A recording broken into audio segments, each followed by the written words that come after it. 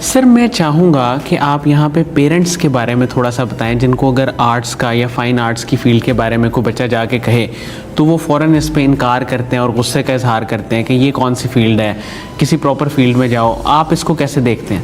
अच्छा सर, इसमें ना क्योंकि मैं एक स्टूडियो भी चला रहा हूँ और हम अपने पास स्टूडियो में कोचिंग क्लासेस देते हैं जिन स्टूडेंट्स ने आर्ट इंस्टीट्यूट्स में अप्लाई करना होता है, like NCA, PIFD, BNU, Punjab university, क्योंकि इन इदारों में ना ड्राइंग के एग्ज़ाम्स होते हैं, हमारे पास ये क्लासेस होती हैं। अच्छा, मैं अक्सर ही बात करता हूँ कि हम स्टूडेंट्स को तो करवा ही रहे हैं, ट्रेनिंग दे रहे हैं, लेकिन मेरे ख्याल में उनसे ज़्यादा ट्रेनिंग हम पेरेंट्स पे दे रहे होते हैं।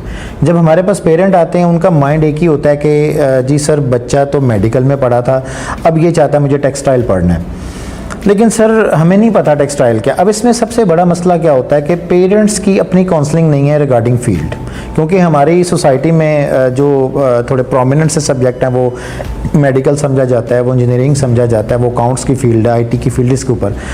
और मैं समझूंगा शायद बदकिस्मती से इस फील्ड को फील्ड समझा ही नहीं गया।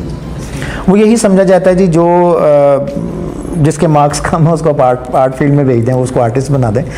तो मेरा नहीं ख्याल कि इस तरह से है। इसमें पेरेंट्स की काउंसलिंग पे ऊपर फोकस होता है हमारा, कि उनको पहले हम पूरी गाइडलाइन, उनकी कोचिंग, उनकी काउंसलिंग कि ये फील्ड कहाँ पे एग्जिस्ट करती है। और एक अगर मैं ओवरऑल एक व्यू लूँ आर्ट एंड डिज़ाइन फील्ड का, मेरा ख्याल है कि हमारी सोसाइटी में कोई भी चीज़ ऐसी नहीं है जो इससे हटके है।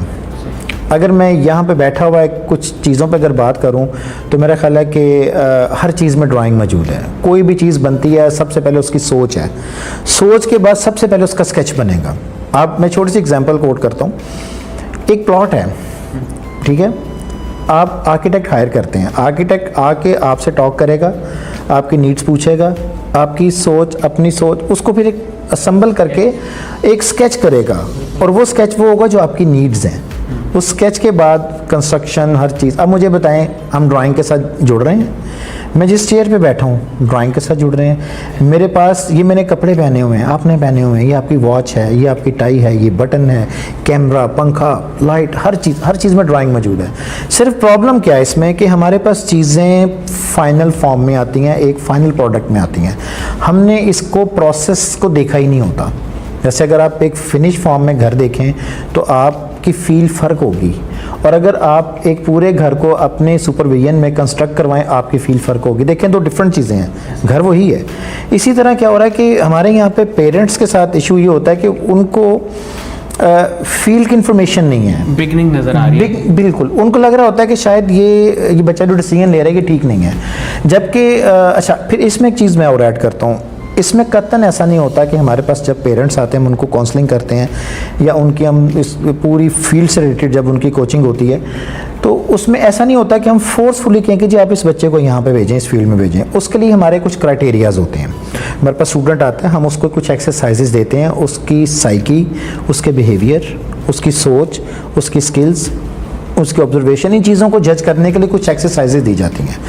तो उन एक्सरसाइजेज के बाद फिर हम खुद भी उसको एनालिसिस करते हैं, जो काम वो करके दिखाते हैं कि क्या इसमें से कहीं ऐसा तो नहीं है कि स्टूडेंट बस ऐसे ही कह रहा है मुझे टेक्सटाइल पढ़ना है या फैशन पढ़ना है या आर्ट पढ़ना है, उसमें वो वाला पोटेंशियल भी है।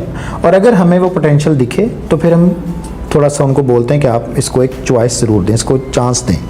अगर हमें वो पोटेंशियल नहीं दिखता तो हम वहाँ पे ये कह देते हैं कि आप थोड़ा सा और सोच लें फील्ड्स को, कहीं ऐसा ना हो कि आप एक ऐसा फैसला कर लें जिसके बाद आपको लगे कि मेरे लिए ठीक नहीं था।